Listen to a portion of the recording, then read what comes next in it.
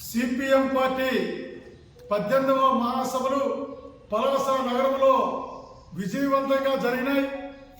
ఈ మహాసభలు సందర్భంగా ర్యాలీ, బహిరంగ సభ, ప్రతినిధుల సభలు అన్నీ కూడా విజయవంతంగా జరిగినాయి.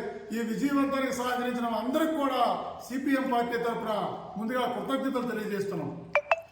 సిపిఎం పార్టీలో గత కార్యక్రమాలు సమీక్షించి భవిష్యత్ కర్తవ్యాలన్నీ కూడా రూపొందించడం జరిగింది. ఈ సందర్భంగా పలు తీర్మానాలు ప్రవేశపెట్టడం జరిగింది. పెండింగ్ ప్రాజెక్టులు పూర్తి చేయాలని, జిల్లా సమగ్రాభివృద్ధికై ప్రాజెక్టులు పూర్తి చేసి విద్య, ఉపాధి అవకాశాలు కల్పించాలా, అనుబంధ వ్యవసాయ పరిశ్రమలు ఏర్పాటు చేయాలని చెప్పి, దీనికోసం సమస్యల పోరాటం చేయాలని చెప్పి మహాసభల్లో పిలుపునివ్వడం జరిగింది.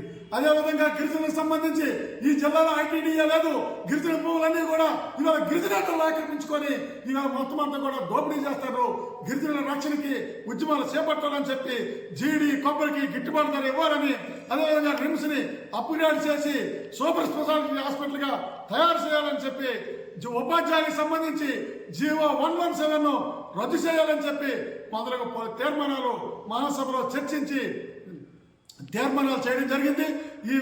ఈ సందర్భంగా 13 మందితోని నూతన జిల్లా కమిటీ ఎన్నుకోవడం జరిగింది.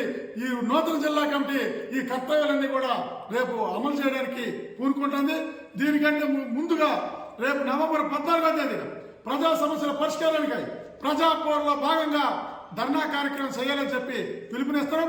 కేంద్ర రాష్ట్ర ప్రభుత్వాలు అనుసరిస్తున్న ప్రజా వ్యతిరేక విధానాలకు వ్యతిరేకంగా రేపు 14వ తేదీన ధర్నాన్ని జయప్రదం చేయాలని చెప్పి పిలుపునిస్తున్నాం.